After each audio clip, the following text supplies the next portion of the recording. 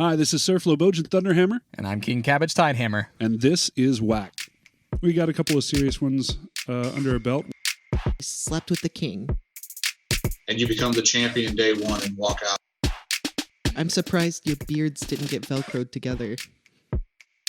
Explain that. You have to explain. I haven't a clue. That's why. Some sort of LARP thing.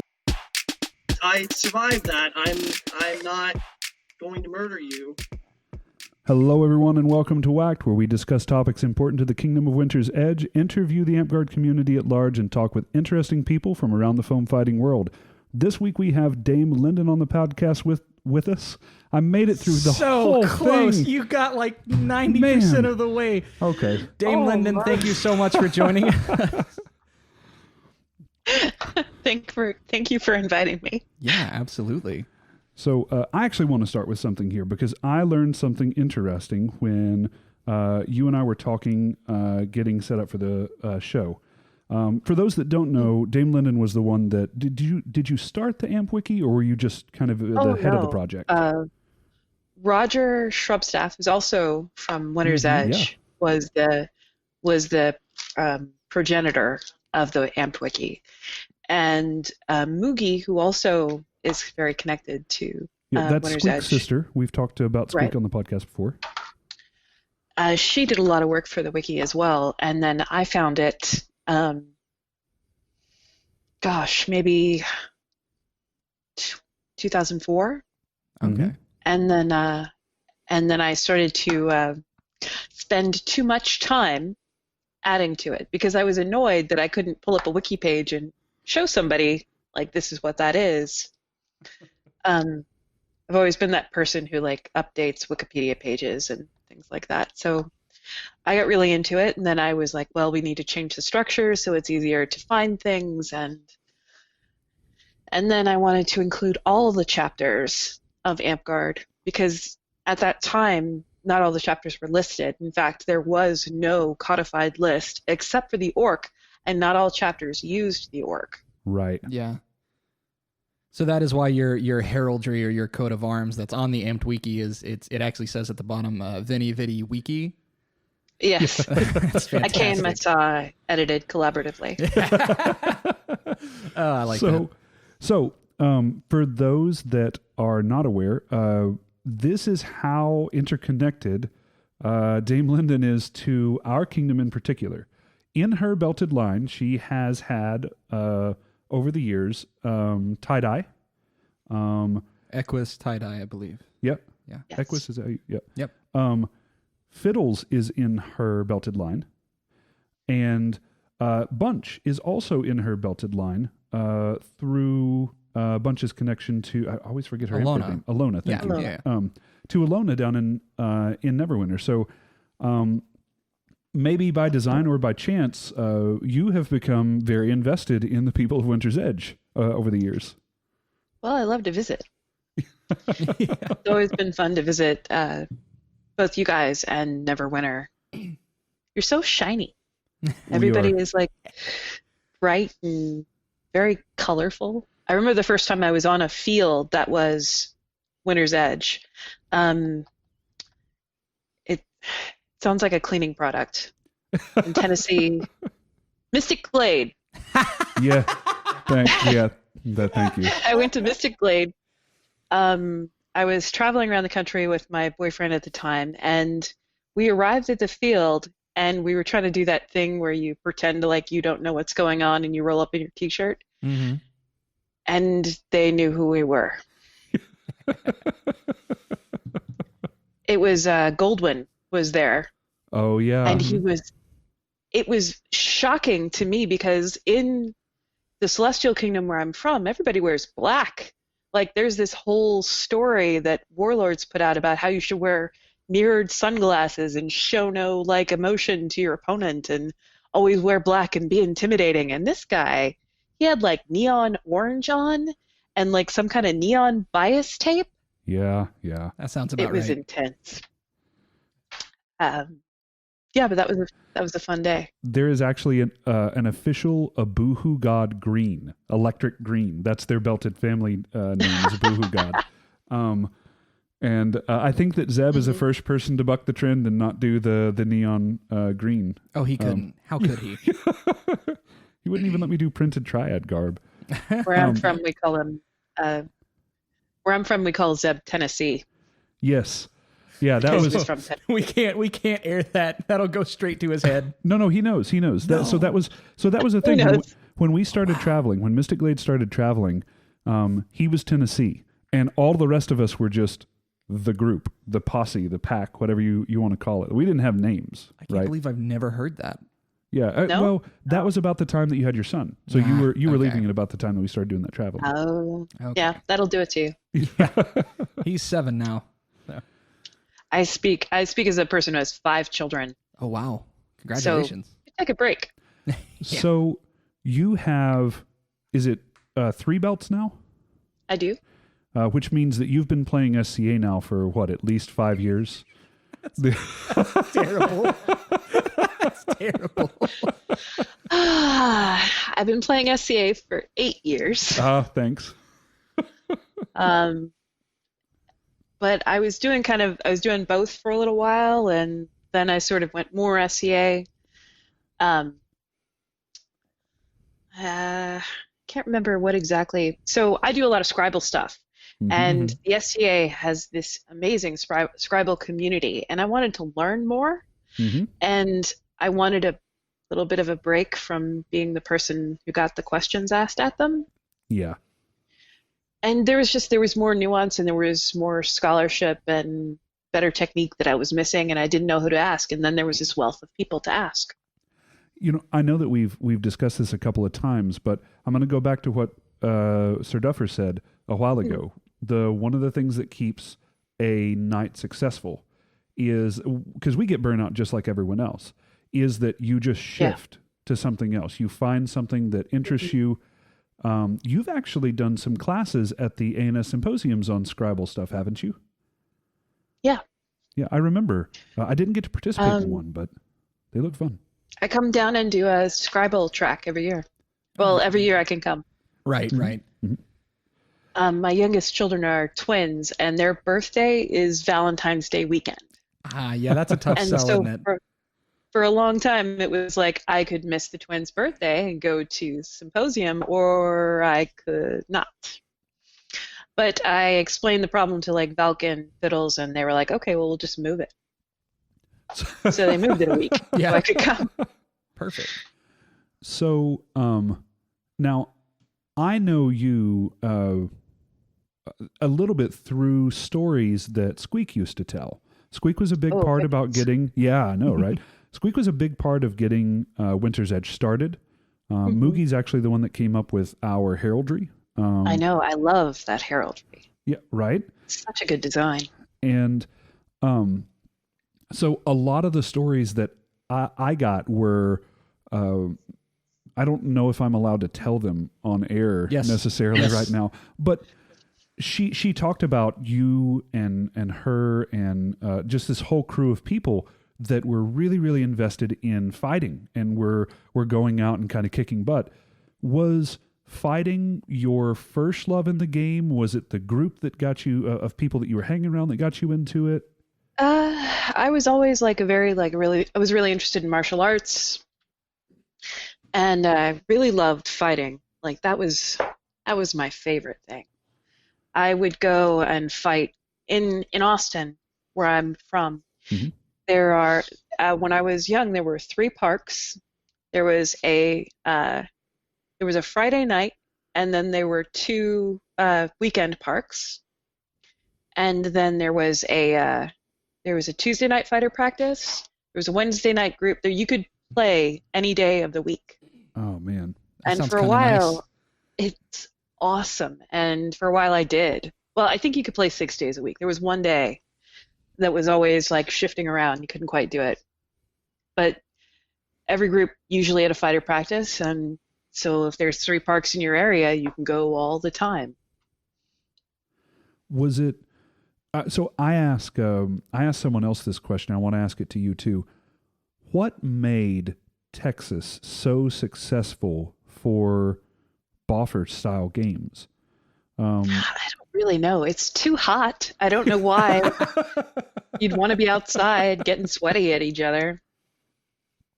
It was really interesting to me because you guys there was so many people, such a large community around that time. Yeah.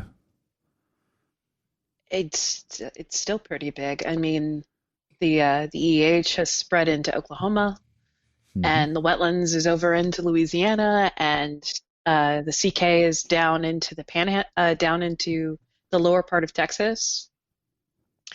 I mean, there are 6 kingdoms in Texas. Are there really? And Texas is a big place, no denying it. But that's still a lot. Still. Of kingdoms. that's still a lot of kingdoms. Right. Is it 6? Am I miscounting?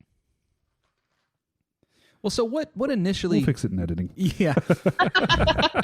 There are 5 kingdoms, and No, so what actually like first drew you into Amtgard though? What was the first thing you saw that made you say, I want to go do that? Was it just a D&D thing like a lot of people experience, or what was your introduction? Well, we needed something else to do. I was a big gamer, like really big. Like my name is in the back of Mech Warrior books. We played BattleTech and Shadowrun and everything else. But I was also really good at like getting my friends to come and play with me. Mm-hmm. So we had something like 36 people in a BattleTech group. Oh, wow. And this is not a BattleTech group where you show up with your pizza and like your Funyuns and you go fuck around. This was like we had fucking uniforms. Excuse me. No, that's fine. It's fine. We haven't. We had uniforms. We had awards, like fruit salad awards for our uniforms. Holy shit. Man. We stood in formation. Like we were those kind of geeks. You were the 501st of Mech Warrior. We were the 501st of Mech Warrior. Actually, we play tested for FASA. We were in it. And you cannot play BattleTech with 36 people. It is an impossibility.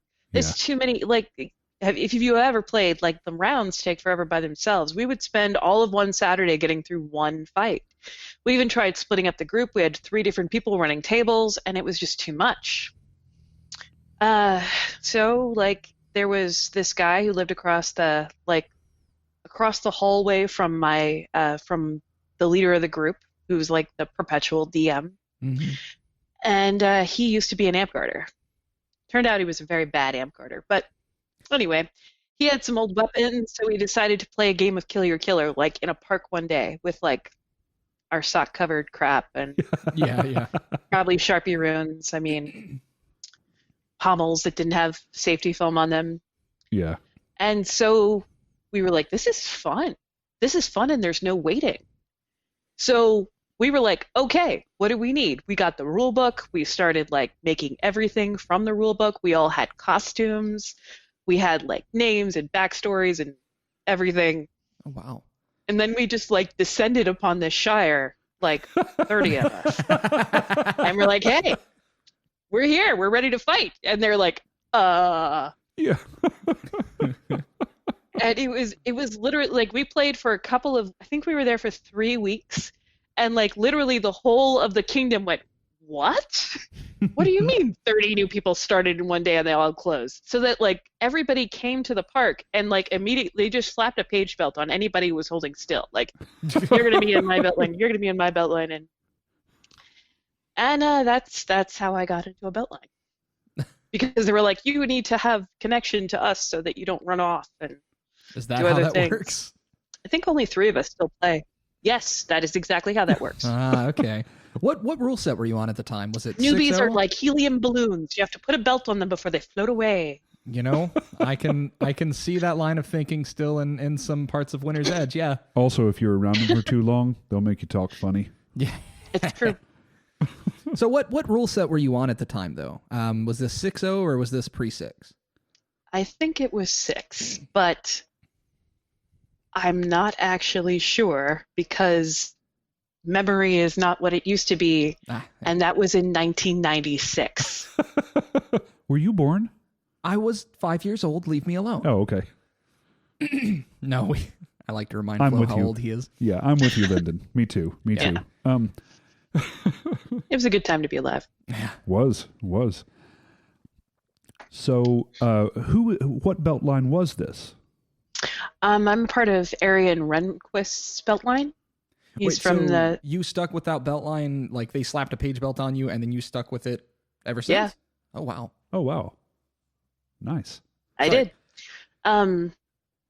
Arian doesn't really play anymore, and like I was briefly fostered by his squire Ween, but his sort of tagline was, "My squires became kings; their squires became kings." It was a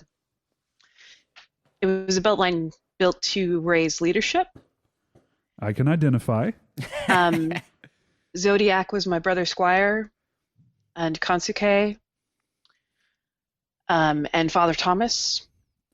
Wow. And they were all older than me. I was like a baby, like 16. And while you're taking a drink, I just want to interject here. For people, for Winter's Edge people that may not recognize, we are talking about some of the 90s and early aughts era kind of legends in the game. It was my pleasure to meet Father Thomas when we went down to Olympiad in Texas several years back for Pat's Knighting, for my night. And That's Sir Stink Was that joke. at Tri-Kingdom Mid-Rain? it was, yeah. It was a Tri-Kingdom and Olympiad slash whatever else it was that It's a that good week. event. Oh man, I have some great stories from that event. You guys put on good events down there, by the way. But yeah, these were some of the big names. And Linden is one of the big names as well. You have become a legend within your own time in the game, definitely. Oh, I don't know about that. No, but it's Sounds like something a absolutely legend true. would say. Yeah, it's every other person we talk to is like, oh, Linden did this thing, and we'll talk to people that aren't even directly affiliated with Bunch, and they'll say, oh no, you should see this thing that Linden did, or Linden said this, and it's like, Yeah, why don't you this have person on a podcast? Like, Linden made one of those better than you did. yeah, Aw. So was Crown the first belt that you got then? No, It I wasn't. was a Flame Knight first. Okay. I was technically qualified for Crown when I got my Flame Belt. But I hadn't been Monarch. I'd been everything else, but not Monarch. And there is this argument, particularly in the CK, that you cannot be a Flame Knight, you cannot be a Crown Knight unless you've been Monarch. that's a fascinating argument. I was never Monarch. Bastard. I got my belt, and I've never held the office of Prince. I've never even held Baron at a local level. I don't. You were prime minister for like 8 solid years, though. So like, Yeah. I did whatever. Regent. I've done Were you Champion. actually 8 solid years? Not literally. I'm very prone to exaggeration. Not back to back. I was at one point. I was tied for the most positions ever held in the kingdom, and I believe that I have the most now. And my belt kind of came from that. I think it was really my prime minister terms at the end that pushed it over the edge. But I held a lot of positions over the years. Well, I only ask because I didn't realize there was a contender to knock fodder out of contention for the person who had held the most kingdom prime minister slots. Oh no! Fodder from Blackspire has held the most consecutive prime minister slots in the game. How many was that? I don't remember. I wrote it down on the Amped wiki, so I wouldn't have to. Oh, hold I'll on. have to look it up. I'm coming for you, fodder. Aha! Google. So while Cabbage looks that up, so you get your flame belt. You're technically qualled, but you haven't done And then a Monarch. tournament's Monarch. Yep. So they give you 11 consecutive reigns. Holy crap. wow See? 5.5 years. Yeah, that's Fodder, I'm not coming for you. You're safe. I don't want it. I don't want it. The shreds of my sanity couldn't deal with 11 I or know, 5 right? years, 11 terms. So you get and you got your crown belt rather quickly after that. I did. I think it was 2 years separation. Mm-hmm. I said, yeah, held- I'm sorry. I was just agreeing with you. I wasn't. I think it was 2 years. I'm not sure. I think it was 05 and 07. That sounds Right. That makes sense. Because I was flame belted while I was pregnant with Ollie, and then I was holding Ollie when I got crown belted. Okay, that makes sense. Yeah, I held this reign. I was regent, and then after that there was a break between, and I held this war with the king I had run, but I hadn't made the thing. I hadn't been elected. right. So we decided to turn this into this whole role play thing where I was like the warring, like trying to upset the kingdom and take that's over the really monarchy. cool. Yeah, I kind of like that. It was really fun. We had battles in all the parks, and Colonel, who actually is my nephew squire, was the king who was up at that time. And we had a really good time. He played an evil king, and I was going to take him out. Had a call to arms in the middle of court that nobody expected, but I still got people on my side. Oh, nice. I don't know. I really miss those days when that kind of fun could be fun and everybody would join in. Do people just take themselves too serious now? Is it just some other culture shift that's happened that's caused it? Was it a product of that time? I'm not sure. I think that the culture shifted, maybe. And I think that there's this new generation that the older generation didn't quite make ties with. Like there's too much generational difference between, say, me and people who are 10 to 15 years younger than me in the game. I still try to reach out to those people, but they have their own jokes and their own language and their kids Oh, Linden. to me. Linden, And so it's really hard to like make those intergenerational connections. are you and I boomers, Linden? Is that? Of Amtgard, yes, we Oh, are. yeah. No. So this gets us into how I have known you best, which is your serpent belt, which was your third belt that came. And how much spacing was there between your first two and then the serpent belt? I don't remember. I think Wiki that it was says 3 years. Yeah, Crown Is it only 2007. 3? Yeah, Crown wow. 2007, Serpent 2010. that is faster than I thought it was. I'd always been making things. I really love to paint. I'd always been like making favors and tunics and stuff like that.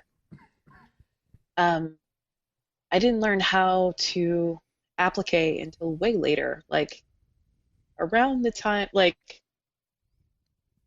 some of my earlier applique pieces were like on my serpent knighting stuff. Oh, wow. I was not very good at it.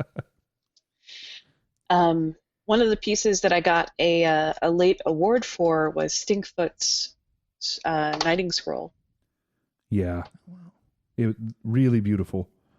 If we can find a picture of it to put in the In the show notes. yeah. Yeah, I'll put It's it in a the stained glass piece, and it's supposed to commemorate both of his belts. I think that I didn't become a Serpent Knight in part because I was really interested in doing stuff for people around the world. One of my earlier scrolls was for O'Banion, who's from the Wetlands. We had him on the show. Yeah, he's awesome. Oh yeah, He is so fun. So he's fun. so great. He just dropped off some mead he made me for my elevation to Laurel. Oh, congratulations on the elevation to Laurel, first off. Yeah, Second, absolutely. he and I had a big discussion because I also make mead. Oh. For those that aren't doing this, we're on a video call. So I've been growing out the Viking beard And I started doing mead over COVID. That was my thing. I tried bread and I managed to kill it. So I was looking for another yeast-based thing I could do, and mead was there. So, A yeast-based thing. I hate that so much. That one didn't land quite as well as I I tried to put you on wanted the it to. sourdough, but apparently I was just gonna let it slide, but no, you had to make the not from face. this group. Not I from need a this group. squirt bottle for this guy. Like, no, don't say that. That was bad. Oh my god. When you talk as much as I do, some percentage of what you say is just going to be dumb as shit. So, Right. So I actually have a question real quick. So you got promoted to your laurel in SCA. Is that the equivalent to being knighted in Amtgard, or is there a big difference? Like, what is that like? Well, I was elevated over COVID, so I can't give you like this is a nitty-gritty situation, but Right. it's the same job because being a knight is a job. Your job is to elevate other people, to make them confident in their path, and to connect them with the resources and the people that they need to move forward, and to advocate for people. Like, that's your job, and that's the job that a laurel does too. I actually did. I did an interview for Renaissance Magazine where I got to compare the arts and sciences styles of SCA versus Amtgard. Oh, So wow. that's way different. But it's just like the priorities of each group is different. Like for SCA, figuring out how the thing was made and why the thing was made and all the bits of how it was done, that's more important. If something happens after you figured all that stuff out, then that's nice. Yeah. But it's not about the end piece. I mean, the end piece is nice, but it's a small percentage of your score on an arts and sciences sheet, and it's not like the main focus. Like, it's experimental archaeology with a thing that happens afterward. Like recreating sewing techniques or like weaving techniques and recreating the pattern even to the way they may have done it then. That's really Exactly. cool. But Amtgard is more about the polish of the finished product. Yeah, absolutely. And that's a totally different thing. And I kind of like that it caters to different sort of mindsets, because it just means that if this works for you, then go that way. And if it works and this works for you, then go over here. I always like to say, if there's a way you want to play a game like this, there is a game for you. Yeah. Yeah, that's very true. I also want to congratulate you on being the first person to ever definitively say what a knight's job is, because we asked that with almost all of our guests, and they're like, I don't want to say what? I've talked about it before. You've never put it in words as concisely as she just did. Yeah, okay. She put it a lot better than I did. A lot better, yeah. I'm not gonna. In all fairness, I've been asked that question a lot. Yeah, she's So been I've a had night time longer than to, I have. get it together. There we go. No, I really like your answer, and it's I do one that too. I agree with. I've tried to tease it out of people. Like, do you think a knight's job is to teach, or what do you think? And they're like, I don't really want to say. You. So you're in the CK, and we've actually interviewed a few people that were CK or CK adjacent, and so this is an interesting thing to me as well. You are a self-proclaimed Amtgard historian. I actually dabble a little bit in it too. Some of your people that have been under you have done the same thing. I know that Sarah, that Tie-Dye, also did a lot of Amtgard historical stuff, collecting, belt favors from old. She for a while did the Amtgard ephemera thing, where she would collect stuff from events and things like that. Yeah. She partnered with Sutra on that, who is the holder of the Amtgard Ephemera website. Oh, that's really cool. And Sutra is from the EH, and he had all of the old, the Tales of Amtgard things, Tales of the Burning Lands, which was the first newsletter of Amtgard. That's how you got knighted sometimes. Was through the newsletter? In the newsletter. There's at least one person who was knighted by the newsletter. Wild, Wild West. It was. But so this is something that I wanted to get your take on. This is something that I've been noticing as we've been talking to people. It seems like kingdoms have these spurts of I don't want to call it popularity, maybe quality is a better way to put it. Where, so CK's around, and Michael Hammer of God is coming out of CK. I don't know if he said he started there, but he was certainly there for a long time. He said he was one of two, I believe. Yeah. He was one of two? Yeah, so we interviewed Michael Hammer of God last week, and he said there were two parks, and essentially when the CK came up, the choice for Monarch of the CK was between those two parks, and his park had more members. So he became the first Monarch of CK, but it was just he wanted to frame that as though like the other guy was actually probably a better leader. He just got picked because of popularity. So who was the other guy? He Theo? didn't say? Oh, did he? Did Theo he say was Theo? the second king, and like He that's was, Okay, then yeah, it would have been Theo. yeah, it would have been Theo. So Michael Hammer of God is coming out of CK. You're coming out of CK. And I know that all of this, I don't want to make this sound like it all happened in the same year at the same time, but these people are in Amtgard and they're all around, they're time adjacent, right? Mm-hmm. We have some of the best fighters, that have ever played the game, Delos and Arthon, that are CK. Do you think that it just happened to be that that all of these really famous people were coming out of the same kingdom? Was it something that your kingdom was doing well in teaching its next generation or sharing ideas with peerage or something like that? No, I don't think it was anything that we did. No. I think the CTK for a long time did a good job of training fighters because it was hella competitive and it was definitely taken seriously. So much so that like when I went to college in the wetlands, mm-hmm. I could run the park and I was chaff at home. But I went somewhere else and I was like a tiny god. And it was amazing. Because I knew how to throw a wrap shot and I knew something about footwork. And so this combining of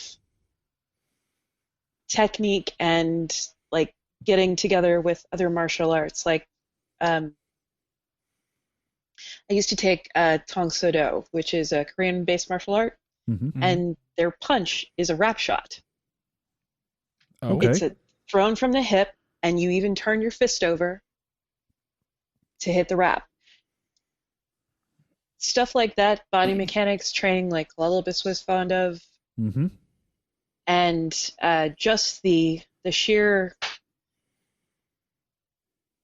factor of intimidation of these big guys who would just swoop down on you and you'd be completely taken apart by them. It inspired you to do better. I don't think that the CK had a strong arts culture for a long time. And I think that Arian definitely tried to build a leadership culture, but it's so hard to explain. So what was going on is all these other areas of the CK were highly prized. Your arts with Diego and Lullabus and Mistress One, Father Thomas. We have a bunch of really good leather workers. That's great. We like that. Good job, guys. You guys over here, you're fighting. Good job, guys. You Flame Knights, you are the Soup Knights, and we don't respect you. Yeah. And so what happened was I used to call them the fingers and toes. About 10 people, sometimes 20, who did everything. Absolutely everything. If there was a park level thing on up, they were running it. Wow. And they got essentially shit upon forever for the job that they loved to do, for the game that they loved. Right. And they just got no respect for it because the CK is a very arts fighting heavy kingdom. Right. Do you think they've since moved away from that? I don't know. Okay. I took steps back from the kingdom and I haven't played there actively for a long time. Fair. I actually spend a lot more time on the internet and like talking to groups far away and trying to like get this shire who hasn't made in contact with their kingdom. And for backstory, I had a bad breakup and I didn't want to go there for a little while. And then when I came back, I was like, you guys have changed and I don't want to hang out with you anymore. That's fair. That's understandable. I saw that you were the patron saint of shires, and I wanted to mention it because we had Obenion on, so we've now had the patron saint of newbies and flurbs, Yeah. and the patron saint of shires on. We're working towards collecting the whole set. Where's the rest of the set? I think it's just him and me. But then we've accomplished our goal. Nailed it. Yeah.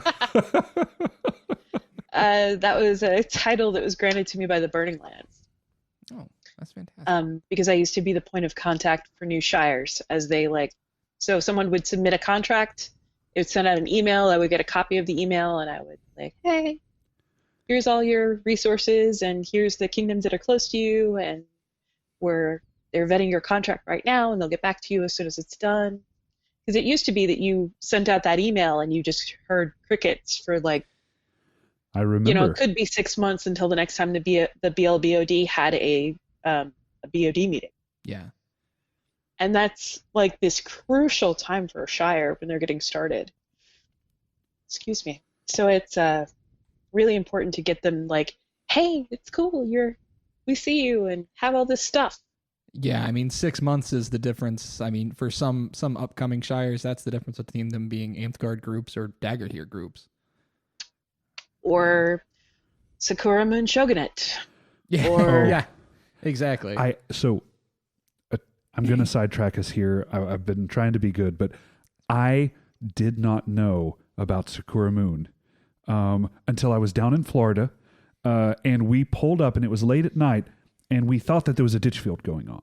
So for any Winter's Edge people that don't know what Sakura Moon is, this is very much like a Rurouni Kenshin, sort of like you're holding your sword down at your hip like it's sheathed, and you unsheath it to attack, and headshots are legal. I'm quitting Amtgard right now.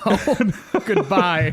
I'm done. There was a lot of anime running. The weapons were awful. They've gotten better, but like the weapons were awful, and they were like illegal, and they claimed to be a kingdom under Iron Mountains.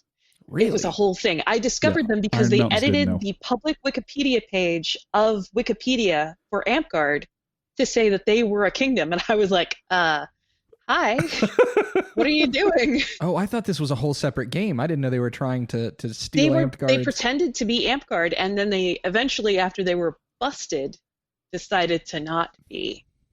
I mean, yeah, it sounds like a But totally different we game. did absorb quite a few players from Sakura Moon Shogunate. I believe Valk was of the moon Really? Oh, I didn't before she know came that. to Amtgard. We're going to have her on. Yeah, I might- absolutely. I might be misnomering that. You really should. She does this amazing, like the symposium, Mm-hmm. but for DAG, for days at their largest event. She runs it every year. Yeah, You should really it's talk to her about something it. collegiate that she runs out at DAG. I've heard of it, but I don't know Or the name. university or something like that. I've counted it. It is the largest arts and sciences event held for foam fighting anywhere. That's amazing. Hey, so another feather specifically in Valk's cap for organizing and running all of that. But then I'm also going to claim it for Winter's Edge just because, even though it's not Amtgard. Why not? So you... Do you go Do ahead. you want to talk more about the Sakura Moon Shogunate? A little bit, yeah. I do. I'm sorry. That was such a weird episode in the history of Amtgard. No, finish your story, Flo. You never did finish that. We You gotta sidetracked tell on the a story sidetrack. about the ditch field. I didn't mean to. I'm sorry. We think that there's a ditch field going on, and of course, this is a lot of old gladers, mystic gladers. It's me and Zeb and Beefy, but not that Tamlin guy, and a lot of other people that are in the car, and we're like, the ditches. We roll in. We're coming from Knoxville, Tennessee, down to Florida. We always rolled in around midnight. We were cramped. We were dehydrated, and then we got out and fought for 4.5 hours. for a tournament that we had to be up for at 8. It was always great. Well, we get there and we're like, yes, they've kept the ditch field open for us. We're so happy. We see these kids Naruto running out there. And like, what the actual hell is going on here? And then they unsheath their sword and clock the guy just right between the eyes. And we're sitting in my 1993 Toyota Echo or whatever year it was, watching this happen. And instead of getting angry or saying, hey man, watch your shots, or even going, the kid goes, great shot. And I remember Beefy turning to me and saying, I'm going to bed, guys. I'll see you in the morning.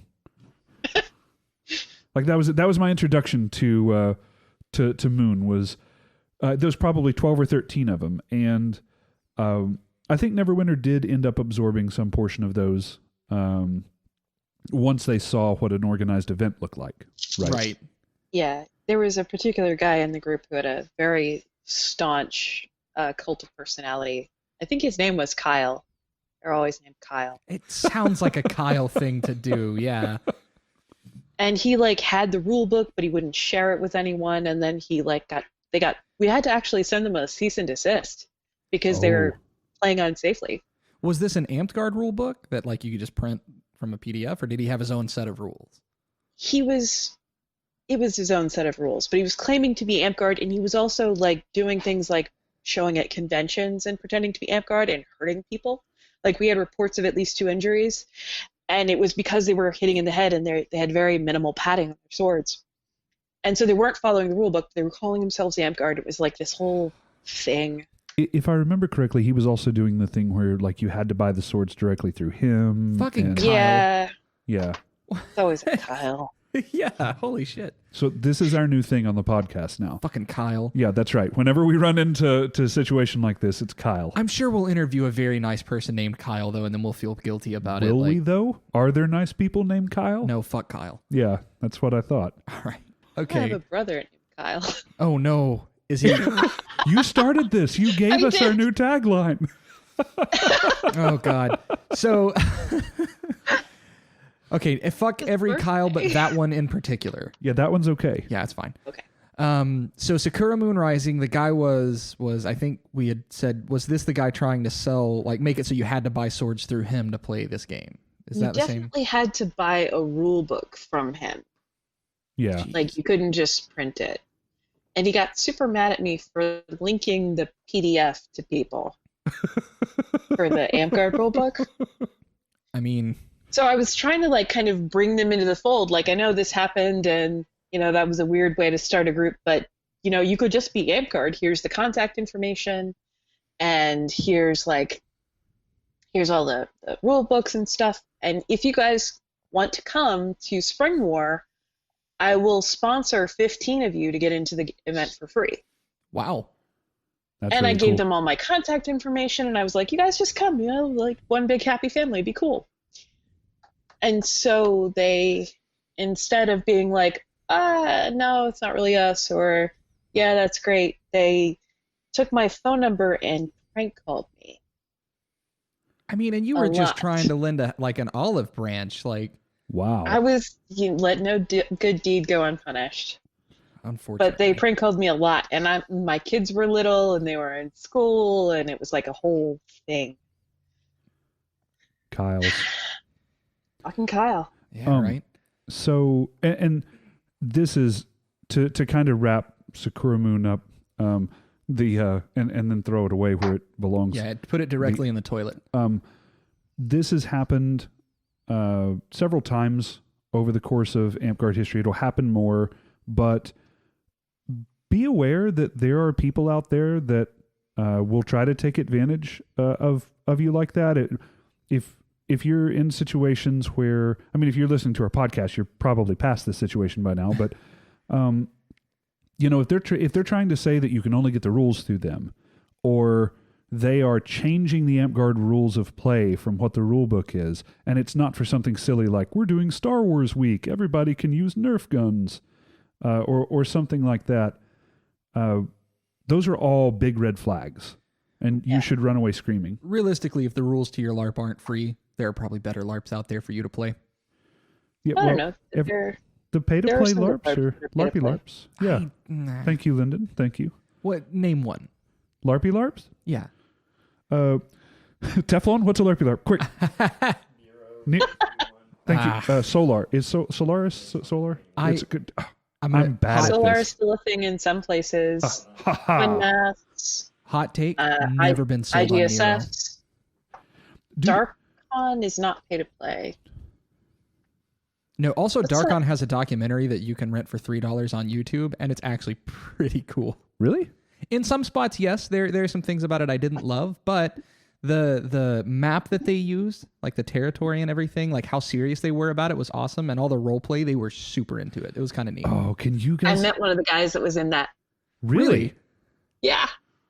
They came down to Austin to show the film at South by Southwest, so they called up all the local LARPers to come out. Oh, that's So smart. like a bunch of us went out there, me, Sponge, and like Ben, I think Harry went with Arthur went with us, and like we went out and like fought with them. And they were not prepared to fight people who were fast. Because they're like just like throwing it, and they had good distance management, but they did not expect us to move. It was a lot of that. like whirlwind and like hug the We were earth. on the news, like, so the news took footage of us, and one of the things that the guy said was like, "Look at the speed of the Amtgarders." We said that forever. Like a nature documentary. David Attenborough. Look. Hi, I'm Flobogen Thunderhammer. Look at the speed of the Amtgarders in their native environment. So if you've seen the documentary, you know one guy is a jerk and one guy's kind of nice. Yeah. I met the nice guy. Okay, that's really cool. Is the jerk a Kyle? I don't remember his name, but if you watch the documentary, it's pretty easy to tell which is which. I think I accidentally bought it on YouTube. Like I clicked buy instead of rent. I'll let you use my credentials if you want to watch it. Oh yeah, cool. Yeah. I paid $9.99 for that.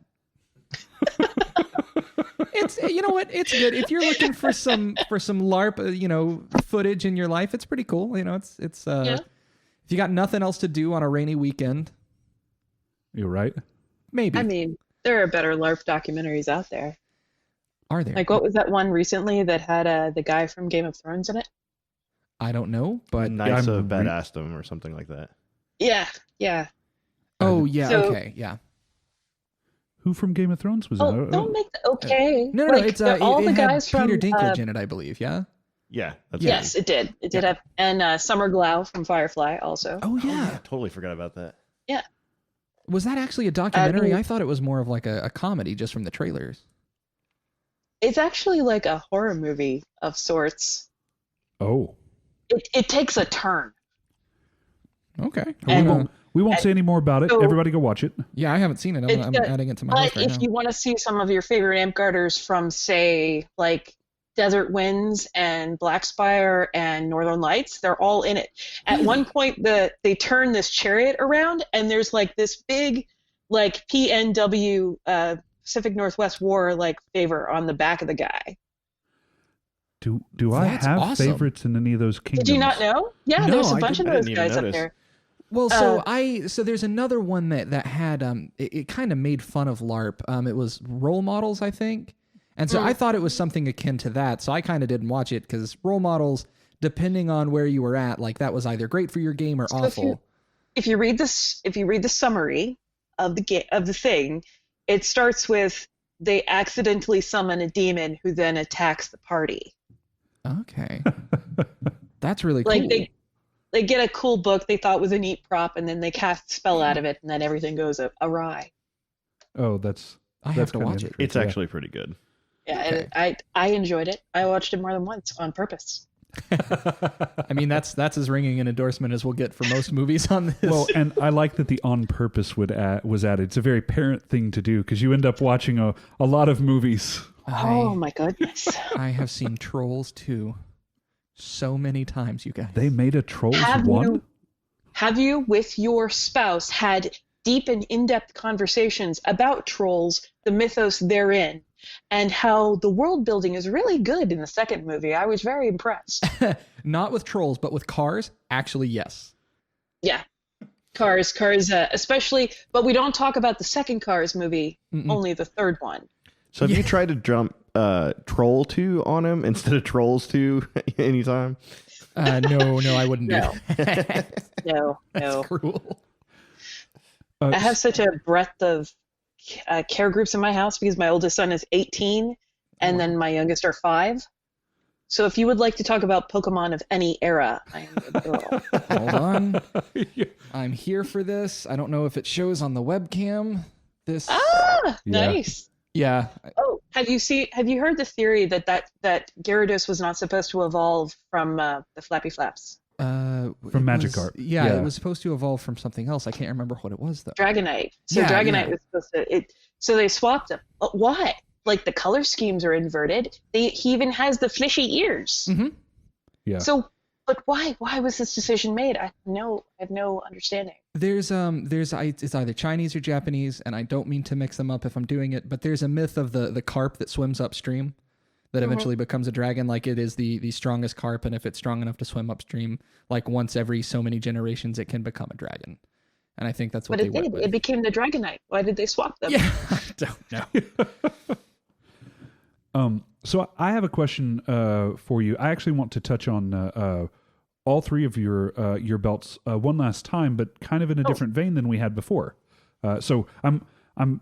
This is a subject change. It's fine. The first one, and this is the one that again I knew you best in this category. If someone's looking to get into A&S and do some of the things that you really enjoy doing. First, what do you mentioned doing some stained glass work earlier, but what's one of the things that you like most in A&S? And is there a inexpensive option or a relatively inexpensive option that they could get in and try that out and see if they like it? Yeah. Every art has an inexpensive way to do it. You don't have to. I mean, I've accumulated a lot of crap over the years that I theoretically used to do art, but I mean, you can start scribal work with some colored pencils and paper. You can start sewing with thrifted bed sheets. You can start with just about anything. It does not have to be expensive. I know they say the bad carpenter blames his tools, but that's not. You're going to have to do a thing a lot. Is it 10,000 times to achieve mastery? Yeah. 10,000 hours, yeah. My first scrolls were color pencil and badly located on the paper, and the calligraphy was crap. And I post about that stuff so that everybody can see that everyone starts somewhere. And the best way to get better at something is to be crap at it. In the fine words of Jake the dog from Adventure Time. Yeah, right. For Flame, one of the things we touched on earlier was, you guys are just soup knights. I sometimes heard it like the Flame Knights are the one that, cut the firewood, or something like that, right? And we've talked at different times on our show about the struggles that Tie-Dye went through, and that I don't know how many times I'm going to end up saying this, but it is one of the most embarrassing things for our kingdom that she left without a belt. And that she had to go to another kingdom to get a belt. But for someone that is interested in going a flame path in our game, what can they do to kind of get started down that road? I think that the early ones are kind of easy because, you're helping out at events and stuff. But once you start getting up into 5, 6, 7, 8, 9, 10, what's something that they can do, especially to push through that barrier that is those middle awards where people don't really know how to award them all the time? Well, I mean,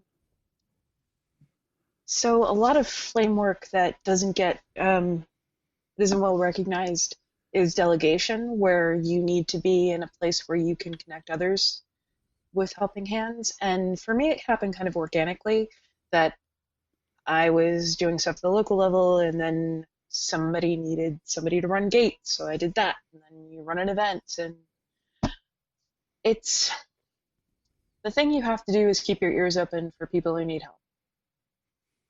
And you have to go to the people who are already doing it and asking them what they need, because they will be delighted to help set you upon that path. They will be so excited to have someone else who's excited to help.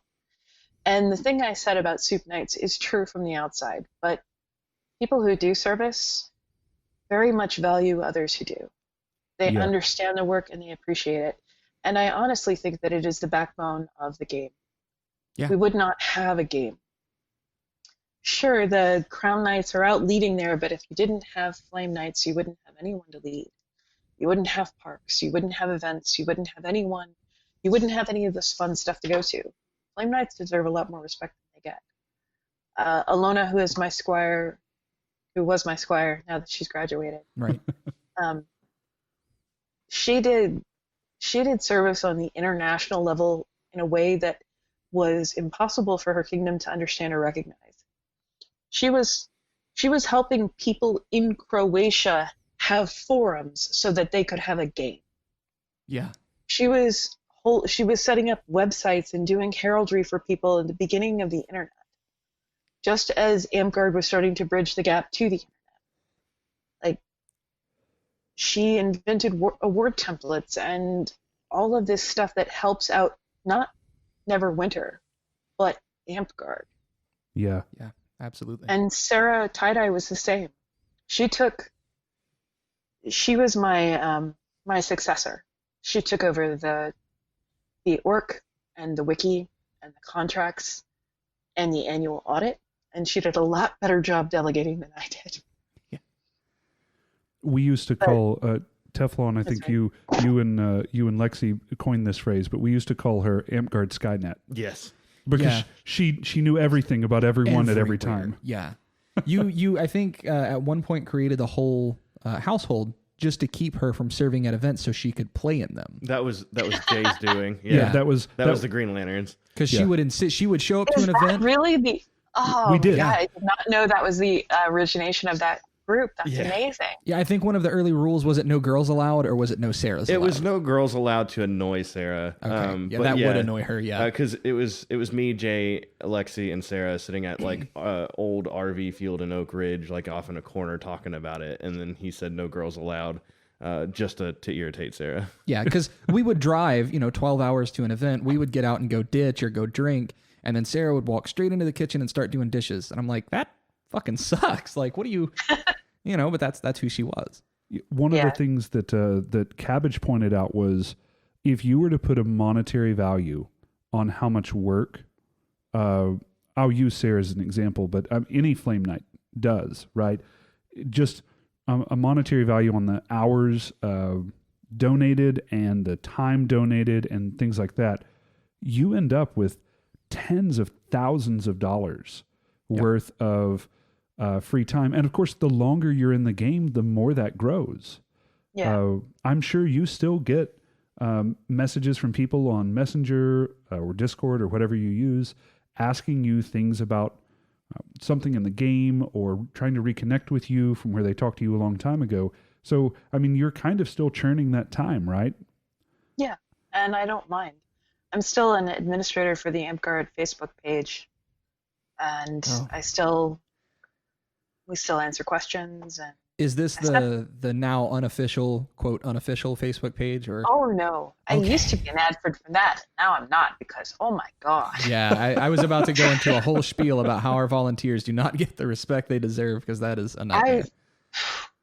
So Coda, who is Evil Riss's son, was the originator of that Amtgard page. And he realized he needed some moderators, so he pulled in me and Kelly. And it was just us for a disturbingly long amount of time. Right. I think at the end I did it for 9 years. Man. And no one should have to do that. No. Yeah. No one should moderate anything for that long. No. And we would be up at night, because we would have to have shifts so that the page was covered. And I'm an insomniac, so I always got the real fun times in the very deep in the night. Yeah, when the dumpster fires are their brightest, and yeah. Yes. That's awful. You could see the flames for miles. And I would just catch hell for it all Oh. Oh no. Oh, come the fuck on. Okay, so Pause. our internet dropped again, but we're back. Twice in one call. This has never happened to us before. It's my first time. I'm so sorry. I'm not making the joke about the premature ejaculation again. No, it's fine. So the I think the takeaway from what we were talking about before the issue was that our volunteers do put in a lot of effort, even when you don't see what they're doing. And my God, they don't get the treatment they deserve, because I mean, I see, all the time, oh, the mods are crooked, oh, the mods are paid off, oh, the people managing this are all in it together. And it's just the mods are not crooked and not paid off. They're not paid at all. Yeah, right, exactly. And they're volunteering their time to try to make like a good space for everyone, not just you. Right. It's a really difficult job. So one of the things that I used to do that I think everybody should do is I used to give largesse. I would show up to an event with like a handful of trinkets, usually like pins I bought off some Scadian. And at the end of the event, or if I saw somebody doing something cool, I would give them like a little pin or a little token or something and say thank you. And Really I cool. ran into people 10 years later who were still wearing that pin on their garb. Wow. It's the smallest things that mean everything to people. One thank you is a lot, and everybody should do it more. It doesn't cost you anything to be kind. Yeah, absolutely. We had Sir Shalazar on, and he mentioned he hand drew somebody's award and how it wasn't even, good. He wasn't proud of the artwork that he'd done, but the guy still had it hanging on his fridge, or I think he had it actually framed at this point, and framed. it's like 10 years later. I mean, it is the small gestures that carry on forever. Mm-hmm. I got an award from Desert Winds in like 2002. Mm-hmm. And it's over there right by my desk. I look at it every day. That's really cool. It was a thank you for donating something to an auction. And I just was so touched that they thought of me that I've kept it all this time. So the big things here, because you kind of took a different angle than we've heard some other people take, and I wanted to reiterate it there.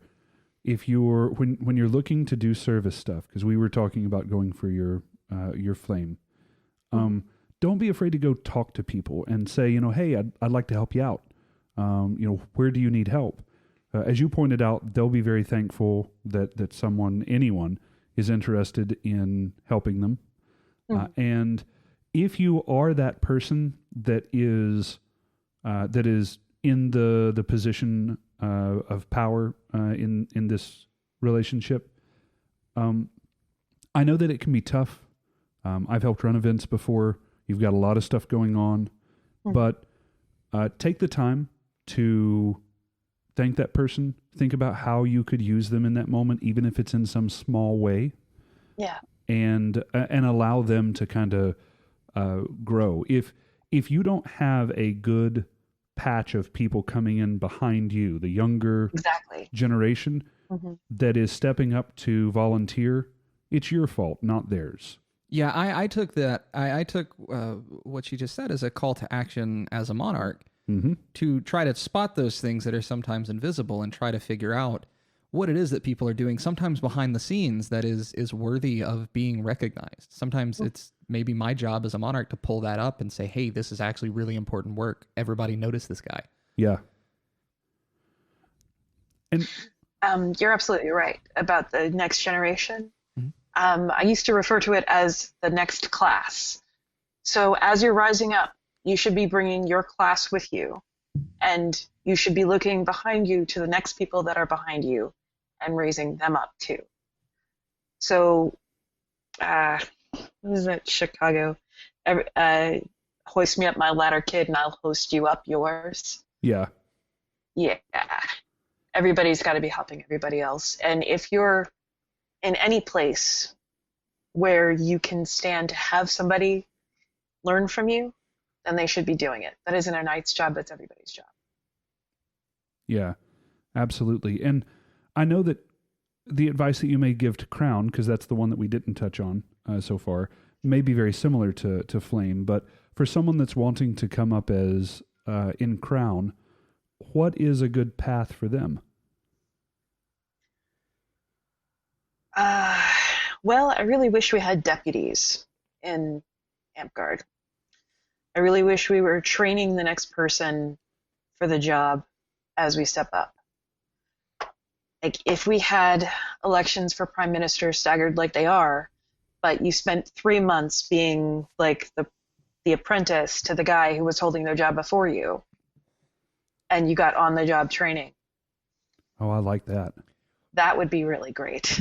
Well, okay, so the rule book makes provisions for roles that are kind of intended for that. There is, as a monarch, I can appoint a captain of the guard who's kind of my trainee. I actually have actively been trying to find who is going to run, because I'm on my second term. I can't run as monarch again. I've been trying to find who else is looking to do the job to make them my captain of the guard, so I can start saying, here's the deal. The problem I'm running into is the person who might run is, God, how do I say this without spoilers? The person who might run is currently serving an office. That's vague enough. And so I can't also make them my captain of the guard. Right. So But- it also doesn't have to be the person who's coming directly after you. That's a good point. In Dragon's Spine, Mhm. they have a position called the heir apparent. And the heir apparent's job essentially is to be the secretary for the monarch. They follow them around, they attend those meetings, they take notes, they help organize awards. The problem with the captain of the guard position is that they got other crap to do. They have duties as the captain of the guard, or at least they did in the CK. So if you have somebody whose literal job is just to be like your valet and to watch and learn, it's in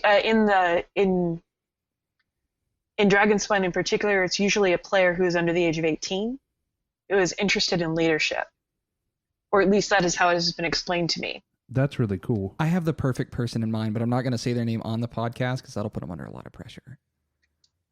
Talk to me after this. Stuff like that is huge for younger players. It's huge for players who are in the middle of their journey. And SCA has a problem with players that are in the middle of their journey. There isn't a lot of because in the SCA there's only 3 major awards that you get in a particular path. Right. An AOA, a GOA, and a peerage. That's it. It's not like Amtgard where you have 10 awards in any one path. So if you're doing the right thing, you might get recognized and you get that little bit of feedback. Yeah. But we need to do feedback that isn't awards. So the things that we talked about, gifts that don't have awards attached, encouraging people to form little kind of cohorts to support one another that aren't households or companies. Mm-hmm. We had, in the SCA, I was fortunate enough to be invited by Laurel, who had a little atelier, which is Italian for art group. Right. And we would get together and we would practice our classes on each other. And we would judge items and see what the item actually got judged as and see if we lined up. And we would talk about stuff we were studying, and we would show off our projects and just have somebody to back us up. Would be not as a, if Amtgard did that, you could do it as a little cohort in a group, Mm-hmm. or as a, I think that we stick too much to household and and belted relationships. Mm-hmm. And I think that encouraging artists to encourage each other, encouraging fighters to encourage each other, service people to encourage each other, I think that is more versatile as far as encouragement goes, and especially when you're in a peer group. Right. So Sorry, I'm off the mark. Oh, no, you're okay. There's no mark on this podcast. Sorry. I'm just wandering around. Yeah, no, it's perfectly fine. Something you said though, it has been on my mind a lot lately. You said you would, have groups that would judge stuff that had already been judged and see if you matched up. Mm-hmm. Is there a specific rubric that they're using, or is this one of those things where judges are just maybe experts in that field or are knowledgeable about a subject? Nope. They got a rubric. They have a very tight rubric. Like, this many points go to this part of the item. Right. This many parts for the write-up. This many parts for using period materials. This part, many points for the outcome of the project. This many points for how clear it was. This many points for and then there's like a little bit for your personal preference and like whether or not you liked it or not. Right. So I designed with Petra and Alona and Ellie, who's Lady Armstrong, who's my squire. She's up in Minnesota. Mm-hmm. She comes from Belagarth, so she has a whole different idea about how arts and sciences work. And also Melody Songtailor, who's from she's one of my women in arms. That is a fantastic name. Isn't it? Melody Songtailor, I love it. Yeah. She's a musician. That's cool. Also an excellent seamstress. Anyway, so we all got together and talked about it a lot and had a lot of input on it. But we invented rule sheets for Amtgard that are built in that way, so that you pull out each part of it. I'll be happy to send you copies. Yeah, Please. The reason I ask there's currently we have a off-topic board for our kingdom where we just kind of shit talk and post memes. But every now and then there is a tire fire, and there's one currently going on about awards and how judges are, I don't want to say unreliable, but like it's kind of calling out, like saying, oh, well, some judges aren't good for A&S tournaments because they don't know anything about this particular craft, leatherworking or whatever. And the idea of having a strict rubric, I feel like would eliminate that. But at the same time, I wonder, I wonder how much it doesn't fix it entirely. Okay. And the thing that people need to understand essentially about arts and sciences events is that your scores don't matter. Go on. They don't matter. You might get a different score on a different day with a different group of judges. Your journey matters, from where you started to where you're going, and how you improve along the way. And whether what your score is doesn't really have any effect on what awards you get. I know that I think we put too much value on winning tournaments. For instance, and I'm not trying to like be a jerk here, but I might be one of the more well-known Serpent Knights in the game. Yes. Yeah, I think you are. I did not ever win an arts and sciences tournament until I won Best of the Best in Winter's Edge over COVID. We were your first arts and science win? Thanks. Wow. Going down as a first there too. We'll just go ahead and add that to the page. Yeah, wow. We'll make sure to add that to the Amped Wiki. I did not know that. That's really cool. Yeah, I think so. It's not about that. It's a useful tournament, just like fighting tournaments are a useful test of skill.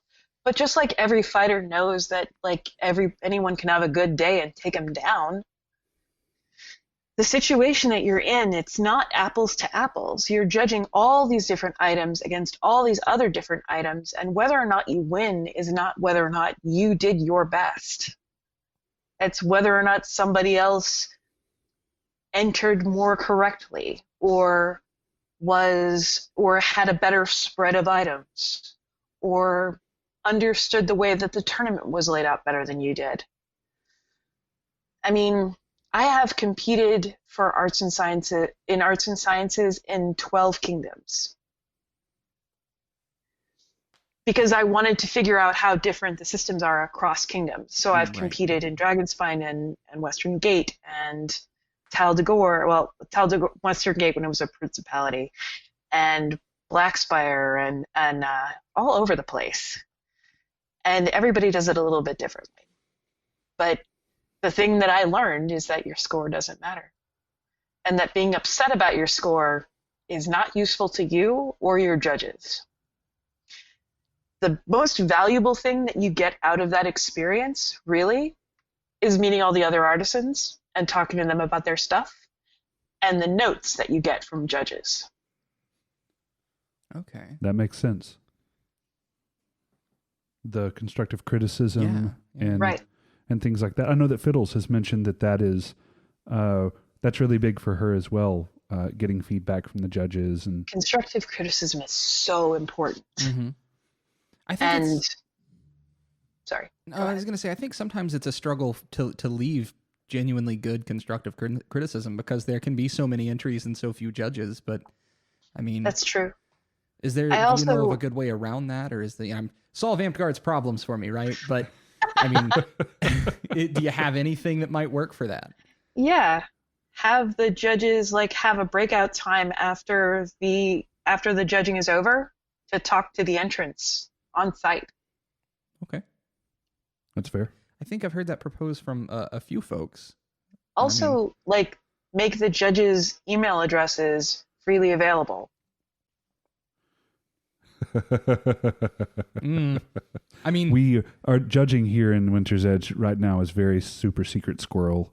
Yeah, like, I you know, hate it. It's so dumb. you know who your judges. Well, I mean, so Teflon, you had a good idea. Maybe Dame Linden could chime in on this, and I don't want to tell your idea for you, which I'm say right before I tell your idea for you. But he's right there. Just let him say it. You can no, let him. no. The, so you can please elaborate on it. But you had this system where perhaps nothing is secret. The person is presenting their item very openly to the judges. So, I don't remember. I think Lexi was at Neverwinter when they did their Best of the Best, and they did it as a presentation. And I really liked that, so I basically just stole that. So, That's how Colorado does it too. yeah. That's Do you how, know if they Iron Mountain limit does. the number of items entered in those? Not the necessarily Best the of the best of Best? best. Obviously, is like probably one or two. But do you know if their Dragon Masters are done that way as well, or? All right, we're back on. We lost connection for the third time. This has been a Comcastic interview. Teflon, you were explaining an A&S tourney idea, and then we lost the whole connection. Yeah, so I think where we dropped is where I asked. I know with the best of the best type thing, it's limited probably one or two items, right? But are the Dragon Masters and stuff ran that way too, or are they more of a quote unquote traditional aspect? I mean, I'm not from the Iron Mountains, so I can't speak to their Dragon Masters. I don't think I've ever actually attended one. But their Best of the Best is run with a single entry, and you present to the judges directly. Gotcha. Yeah, because for me, like, I don't like this whole, like, we currently have it set up so that we have like Judge 1, 2, and 3, and 4, and then you just get Judge 1's comments and things, and I hate that. Why are the judges not answerable for their comments? No, I agree. See, that's what I don't like. Because we have had issues where people have taken either blunt or maybe, I haven't seen them personally, all of them anyway, really bad critiques and potentially mean critiques and stuff like that. So like that's stuff that I do not care for.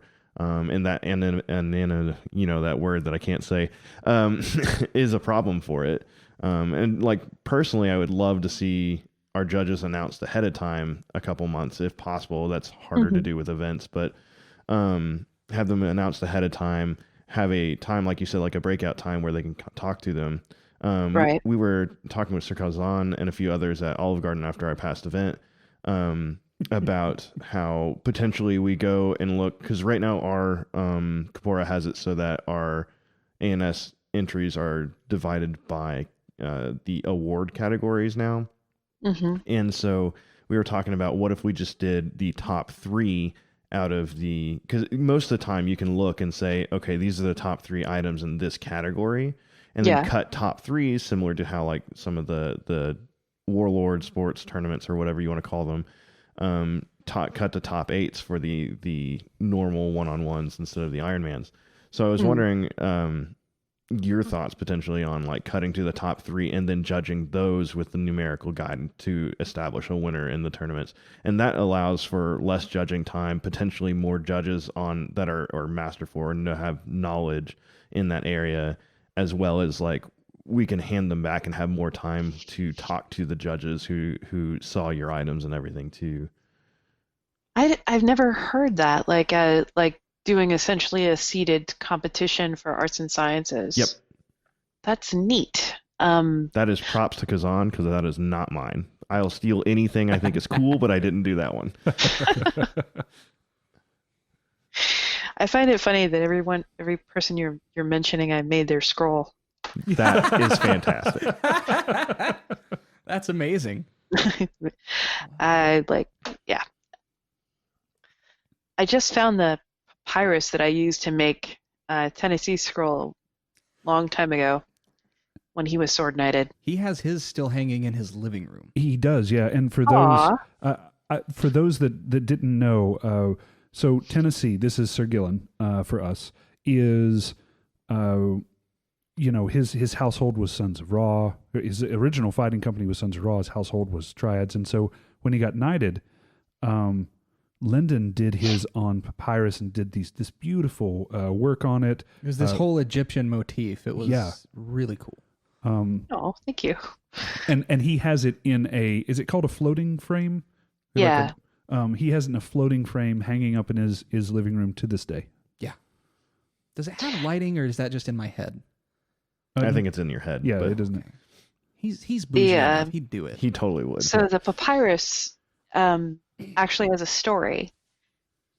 Someone went to Egypt and bought some and brought it back and used a piece of it in a knighting belt in the CK and then had some left over. So I was trying to figure out how to get some, and I mentioned it to my friend, and he was like, oh, actually, I know who has that. So that's not just papyrus, it's papyrus from Egypt. Oh, that's super cool. Oh yeah. So we, Gillen, you're not listening to any of these. If you ever end up accidentally stumbling across this podcast, I know a cool story about your papyrus directly from the author and artist. So anyhow, I'm sorry, what were we talking about? Oh, seated competitions for arts and sciences. we were. Yeah. I don't have a good response to that because I think that you would have to work out a lot of kinks in the first couple of competitions to see how it would lie. Certainly. And again, you're going to have the problem with the apples to apples situation because it's not. Yeah, you can't ever get rid of it, I don't feel like. Not in our current culture anyway. No. There's just so many. The breadth, you can do anything. The breadth of art available is endless. So to say that you must have a subject matter expert on deck is not helpful. Yeah, I mean, I kind of agree. That's because someone can. And one of the things that was brought up is that someone who's doing leather, and then the judges have never done leather working before, and it's a kind of a concern. But if your judges are study of it or just like leather working but just don't do it themselves, they can still make the critical eye to it, and so I feel like that's a disservice to those judges and things like that too. But yeah, but you also have to be in the business of educating your judges. 100%. So the thing that I don't see a lot in Amtgard, which I think is missing, is a decent write-up of the item. This is this, and this is why I did it this way, and I used these materials, and it took me this long. It's great, but you also have to talk about its use. So I entered what's called a tabula. It's a Roman notebook. Mm-hmm. It was like a carnival of errors because I discovered I was allergic to the tree while I was carving it. Oh no. I didn't have the right kind of wax, and I borrowed some from a friend who made candles, so it forever smells of vanilla hazelnut, and it's just. I also made it way too big. It's 16 inches tall, and they were actually 5 inches tall. Anyway, I was that kid who took Latin in high school, and I really wanted one of those things. That's really cool. So I went and I entered it, and I realized that everyone I was going to present that thing to didn't know anything about woodworking to start with, and they didn't know what the crap that was either. So I wrote this little this is a tabula. It was used by students in Rome to take notes on much the way that a slate is used and stuff like that. And the feedback I got was, "That's really neat. Thanks for telling us about the tabula. We didn't know what that was going to be." And like, I got like one of the guys was like, "You didn't stand smoothly in this corner." But most of the feedback that I got was, "Thanks for telling us about this, and now we learned something." Yeah. And I got decent scores on it because I educated my judges. You have to be able to do that, and don't assume that they are going to understand that you knitted that, not crochet, or that you invented the pattern, or you have to tell them the end result is the end result. But there's all these steps that you took before that that's also part of that process that should be judged, and you have to give them that information. Right. Yeah. I hate it when I get an item that is just like sitting there. Yeah, you're Alone. supposed to interpret what it's made of or its process. Or the work that went into it, or like the thing that also people don't tend to put like, what I really love is, I learned this during this project. If I did it again, I would do these things differently. Man, I think some people are just afraid to do things like that because they might get points taken off or something. But again, this is from your perspective that the points don't matter, like Yeah. Whose Line, which is great because I love that aspect of it. Yeah, like I at first I said, well, aren't you kind of telling the judges where to dock points for you? But who cares? So this is kind of the same as when you're doing something for leadership positions in the game or something like that. If you have an idea, you go and talk to people about your idea, and they give you feedback on your idea, and you are going to learn that there are some objections to your whatever you're wanting to do. You may not even think all of them are legit, but when you present your idea, you're presenting it in such a way that you say, "Hey, here's my idea, and here are some of the objections to the idea that I'm presenting. But I still think that this is a good idea for these reasons." Yeah, and here is why. Mm-hmm. How much? And oh, sorry. I'm sorry, I didn't mean to interrupt you. No, I think there's a bit of a delay. Thanks, Comcast. No, I was going to say, how much do you think should really go into the write-up? Because I like it as an idea, as a way of educating your judge. Mm-hmm. Maybe you can sort of, preface them with what they're about to look at and how to maybe approach it. But I mean, how detailed should a write-up for an A&S piece be? It varies by the piece. Okay. But I mean, I've seen write-ups that were just the size of a note card, and they were adequate. It's not about the length, it's about how much information can you convey. And if you can educate your judge on a 3x5 note card, then do it. If you want to like write down a page, then do it.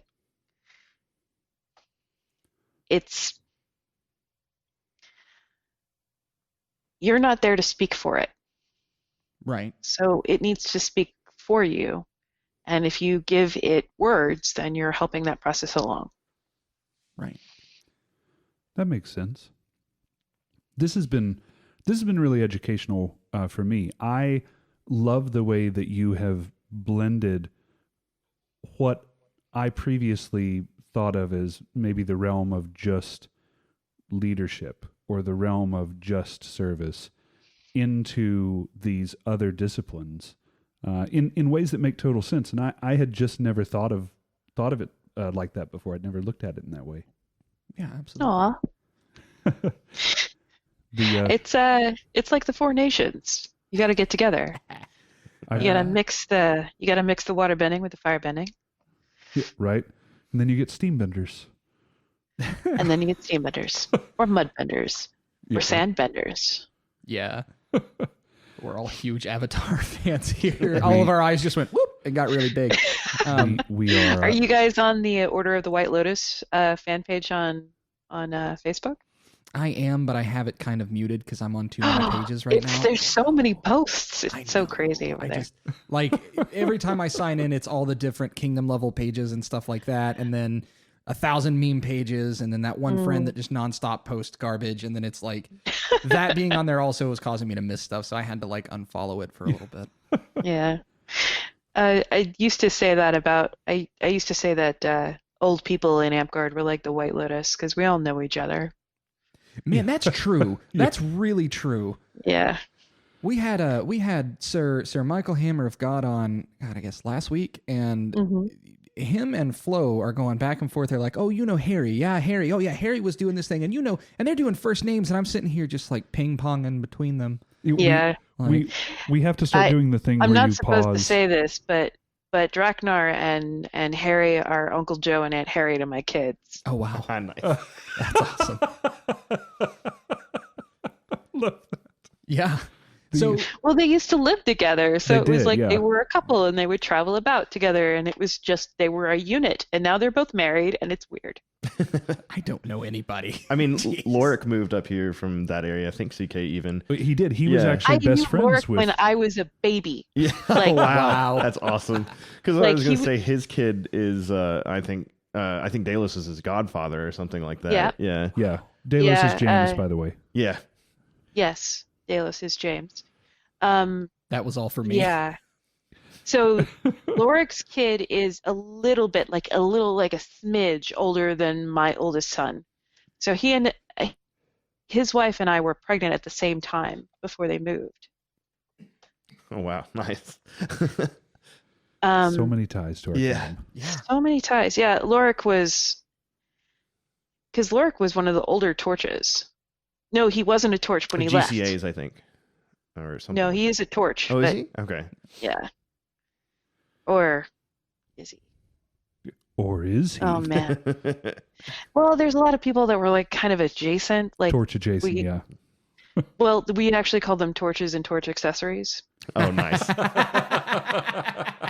And they're Well, from Wallace Texas, and I were at so a- it's better. God.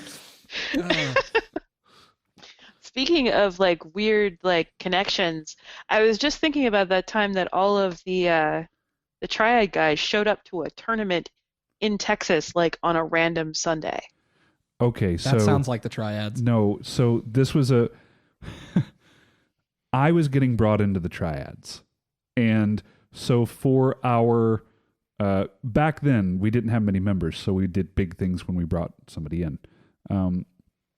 Is that you're coming in? I didn't realize. It was, yeah. And so now you get in and we just throw you a trash bag full of garb. It's like, welcome to the company. But so we go down to Texas and we visit Slaughter Creek where that tournament was. We visit the Justicars Park. I don't remember what the name of it was, and this was right before Sir Sparhawk and Sir Logan and a lot of the older Justicars had cycled out. So they were all there that day. And we hit up, this was kind of a triangle, and I don't remember the names of all of the parks. I want to say it was Austin, Houston, and Dallas that we went to. Yeah. That's the triangle. And then the other thing that we did was we stopped at Spin's house. We ate at a buffet and listened to him tell old war stories for 4 hours. He was the king of my SCA kingdom who laureled me. Oh, that's really wow. cool. The he is Sven Thrift. Or no, Sven No, he's Sven Randallson. Yeah. Randallson. Yeah, so Sven, S-V-E-N. So we stop at his house, we eat at this buffet, we go back to his place, and him and Arg and a lot of the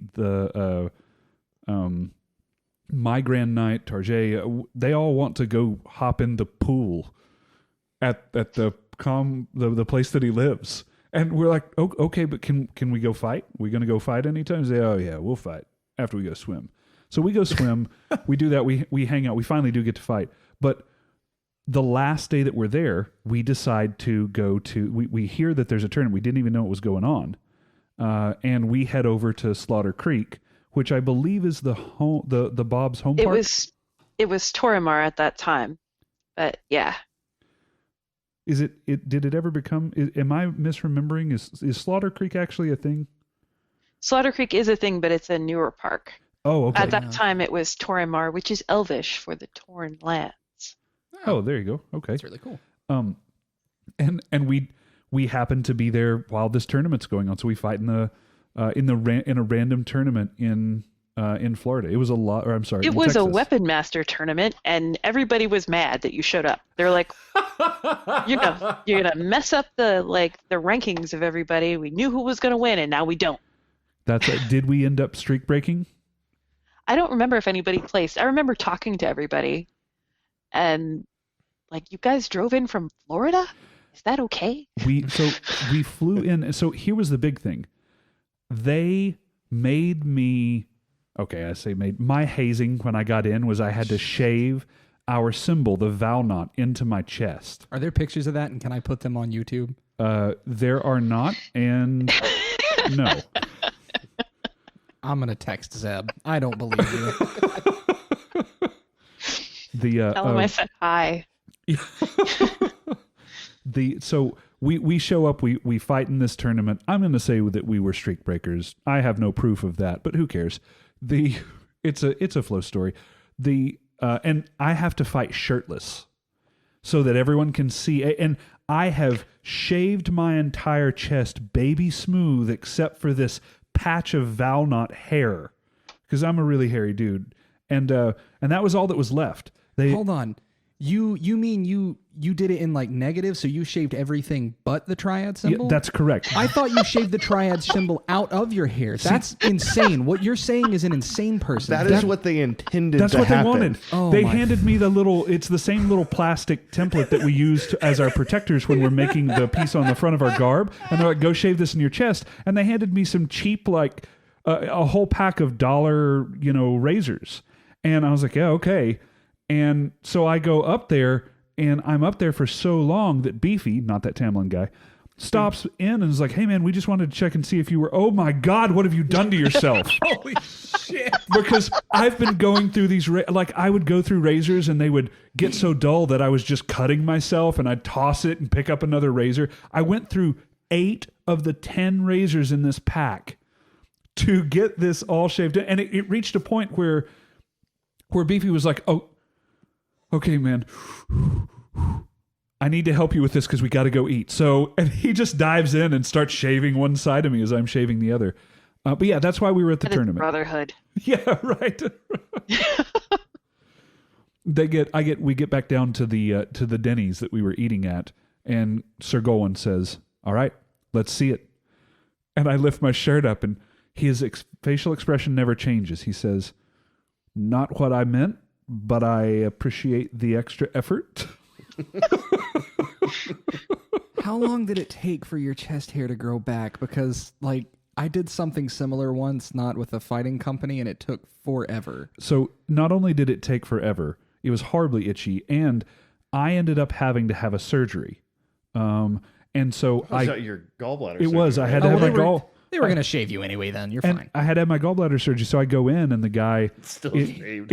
it's this poor kid. He's 17 or 18 years old, working as an intern at the hospital, and he's like, okay, man, I know this is kind of weird, but to do the surgery, we're going to have to shave you and everything. I was like, hey, I understand. It's no problem, because I know what's going on, right? Hey, I understand. It's no problem, man. You need me to take my top off? He's like, yeah, if you could. Oh my God, what happened? Holy crap. Oh, God. He's making the sign of the cross over himself, and no, it's a Valnaught. Okay. Yeah. Ugh. Yeah, it was a little easier to explain during that time frame. Yeah, I think nowadays you'd have a tougher time, but still. Yeah. All right. Well, so we got a admittedly horrifying story from Flo. And we're going on almost an hour and 40 minutes here, so we like to start winding down. Do you have a favorite Amtgard story, or maybe your most memorable Amtgard story? What's something that sticks out to you? And it doesn't have to be as horrifying as what Flo just said, unless it needs to be. I have a couple.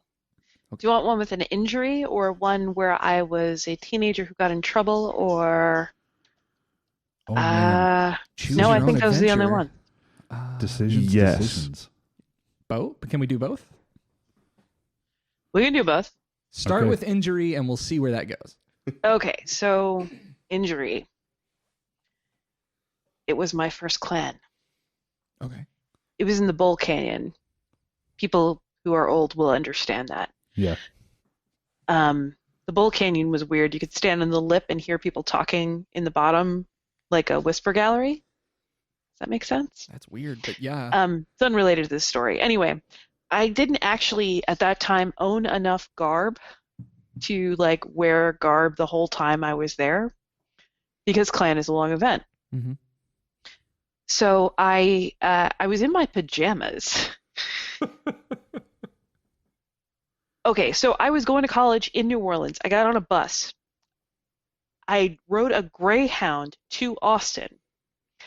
And then I got in a car with Kensuke and Medrin. Oh, wow. And Kensuke was driving. And I had to ride in the back in this like basket of their garb. Nice. It was like a hatchback situation. Okay, yeah. It was not a comfortable ride. Anyway, I get there and I'm like, I want to fight. It's very thin, this air, that I don't understand how this works. Because I came from like 5 feet below sea level and now I'm like 5,000 feet above sea level. Yeah. And that's why Colorado people kick Texas people's butts at Clan. Because there's But- so much more air. There's so much more air. So I take my 2 swords because I don't even think I had a shield at that point.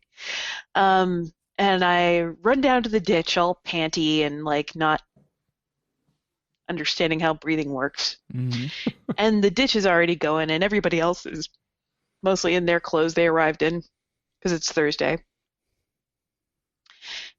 And there are a bunch of people on the ditch. People I don't know. And I'm fighting and I'm having a good time and I go to and I realize that my feet are getting stuck in the mud because apparently it has rained. And of course it has because it's Clan. Yeah. I've been to clans that I had to leave tents at because they were a part of the landscape now. Jeez.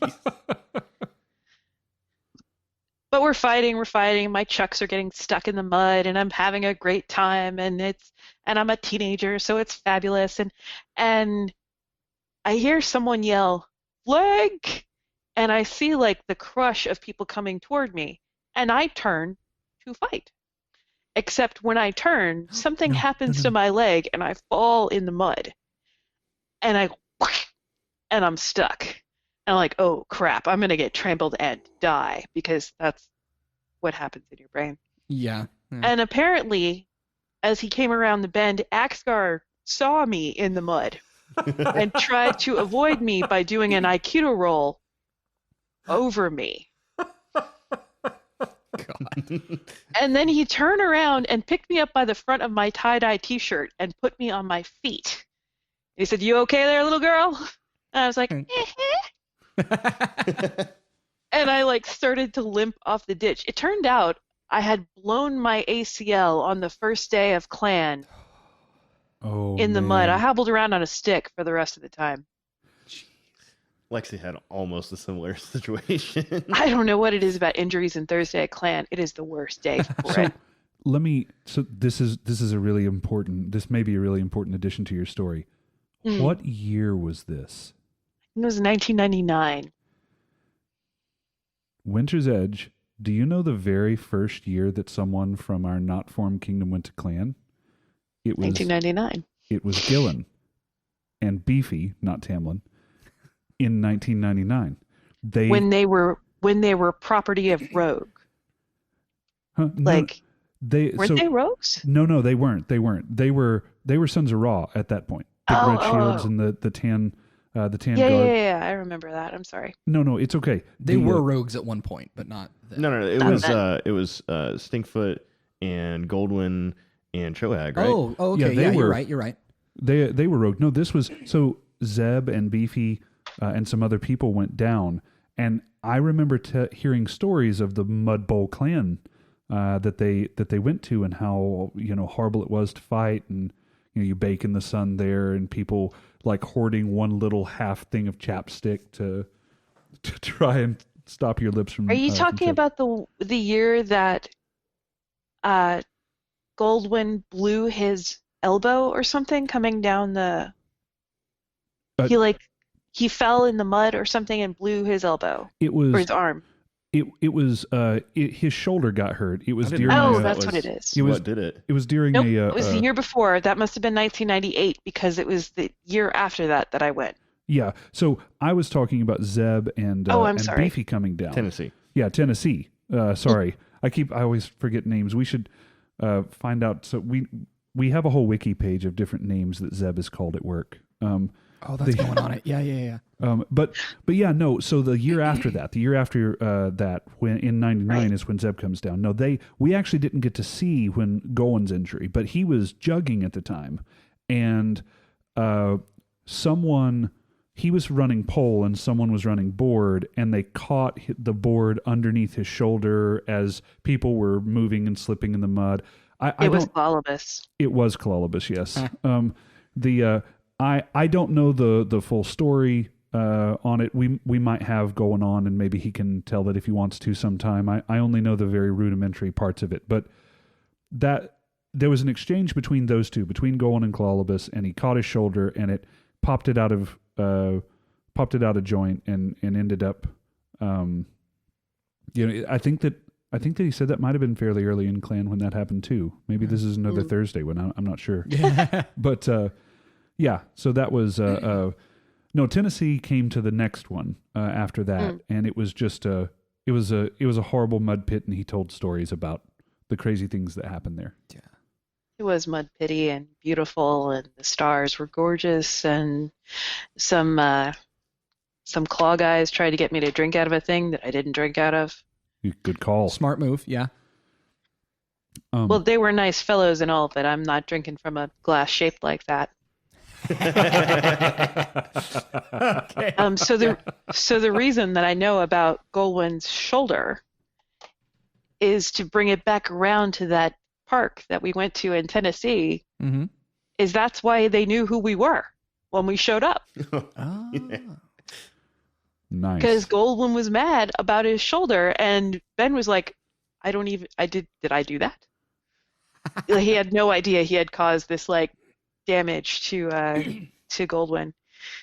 There had been like some talk on the forums or on the Amtgard L list, which is way back in the before times, before E-Samurai. Right. Yeah. But because Goldwyn spells his name all win, Mm-hmm. Yeah, we didn't know that was him. AU for right, the atomic yeah. weight of gold. Yeah. Or I had no idea that they were the same person. And so that was fun. maybe we'll do an Elseworlds podcast where we talk about some of the horrendous injuries that have happened to. I mean, Golan, he had some kind of experimental surgery on his shoulder. He's practically got like a robot shoulder now or something, doesn't he? Like he had some other. We can build him better, faster. I don't know all of the details of it. I know that it was a bad injury and that it did require multiple. Well, I hope surgeries he's to okay. fix. I mean, I don't mean to make out a joke out of someone's like previous injury. No, Oh, from no, everything it's I understand now, his life's going pretty well. But Yeah, he's doing well for himself. He's a family man now and loving it. So all the love to him. He's doing well for himself. all right, so do we have time for the you getting in trouble story? Please. Okay. It's fairly short. Okay. My computer is at 15%, so I will try to keep it very quick. Race on the clock. Okay. All right. So I was 16 or 17. I had just started playing, and Zodiac was king of my kingdom. Zodiac was king and Shanti was regent. And he decided he was going to do this thing, the Magical Mystery War. I like it. And the Magical Mystery War was like a secret war. Like he rented Greyhound buses. We all paid like a certain amount to like buy a ticket on the bus. I think it was $50, which to me was a huge amount of money at the time. Yeah. And so we get on, so like the buses were in San Antonio, and then we were going to get on the bus and then travel to a kingdom to fight them. But we didn't know who we were going to go fight until like the week before. And it was like several months in planning. So I told my parents, I'm going to go to San Antonio and then I'll be back on Sunday. And they were like, okay. that sounds fine. You've been to events before. You're going to go with like Charles, who they thought was my responsible friend, which jokes on them, he was not. And we were all going to go together, so it was like a group thing. Yeah, it's all fine. We're all gonna. And the thing that they didn't hear when I was explaining the story was, I'm gonna go to San Antonio and get on a bus Right. and go somewhere else. We went to El Paso. So Wow. 50 of us got on a bus in San Antonio and drove overnight to El Paso and showed up in the morning on Saturday morning at Memorial Park, Burning Lands. Fantastic. It was the best. I got to ditch in the ditch, and like I still have a couple of grainy photos from it. We watched like movies on the bus on the way there, so we were watching Blood of Heroes Yes. and Lady I love Hawk Blood of Heroes. and like all the classic movies. I think we watched Willow and all sorts of nonsense, and Yeah. everybody's making shenanigans on the bus. Skippy and Clolibus followed us in a car because they couldn't be bothered to ride on the bus with us. I miss Skippy. So we get there, and it's really early in the morning. So we kind of like tool around for a little while and figure out our battle, because we had an Army of the CK roleplay thing going on, but we were going to invade the Burning Lands. Apparently, like David, who's Zodiac, was scared that nobody was going to show up, so he like tipped the Burning Lands off the day before, or the 2 weeks beforehand, and they called everybody up. Like, I got to hit Aramithras with a sword. He didn't take it, but I hit him. Oh, Claw Legion. no. Oh, wow. So how does this result in you getting in trouble? Is it just that you ran off somewhere and nobody knew where you were going, or what? Okay, so that's all great. We actually went to Dragonspine to like have dinner because it's very close. So I went to Wheelock's house for dinner because she lived there at the time. Another Winter's Edge, right? Transplant, yeah. Yep. Yeah. She was lovely, and I got to talk to all these like really cool Saracens. The Saracens in my kingdom were like, we're cool, but mostly we drink. Yeah. But these Saracens looked like they had put together. Like they had nice garb, and they were like, we are enunciate, and we're fabulous. And I don't know. Yeah. It was weird to me to like see the different sides of the Saracens are such a huge company with so many different pockets. Yeah, they're very, what is it, tribal, I guess? They have different Yeah, they have different offshoots. tribes, Yeah. which are essentially like different fighting companies with a whole different set of values and stuff, and it's really interesting from an anthropological point of view. Anyway, so we had dinner at Wheelock's house, so I called my parents to check in from New Mexico. Oh, no. Uh-huh. And my stepmother was like, "You're where? You crossed state lines? We live in the middle of Texas. How did you get over there?" I was like, "We drove all night." "You what?" I was grounded for a month. Oh yeah, I bet. I mean, you're telling me the story, and so picture this as an episode of America's Most Wanted instead of just someone going to Amtgard. You were told that you're going to go to this other place, but you weren't allowed to know where it was, and you had to pay for the bus up front, and all of the details are lining up. I was like, they got lost. Yeah. The whole thing was abducted or something like that. This is Bus drivers, Jim Jones. We didn't make a wrong turn into Mexico or anything. But it was really fun, and we made it all back, and it really, like, I was very young as a player at that time. I think I'd only really been in for about 6 months. And it showed me this huge world that we were a part of, and all these different people that had different flavors to them. It actually made me study sociology Wow. and group thought That's really and cool. like the history of cults of personalities, and I decided that I really liked it. I didn't want to give it up, and and I played for 22 years. Hey, there you go. Yeah, that's beautiful. I mean, if there's nothing else, I think that's a great place to wrap it up. Yeah. I think so too. You want to roll us out, Lucas? Yeah, hold on. I got to get my thoughts together. Thanks for listening, everybody. Make sure to like, share, subscribe on YouTube, Spotify, wherever you get your podcasts. Make sure to join the Facebook page. We are WAK, a LARP podcast. You can find us there. We do announcements every week to announce the upcoming guests and, do teasers for upcoming content. Thanks for listening, everyone.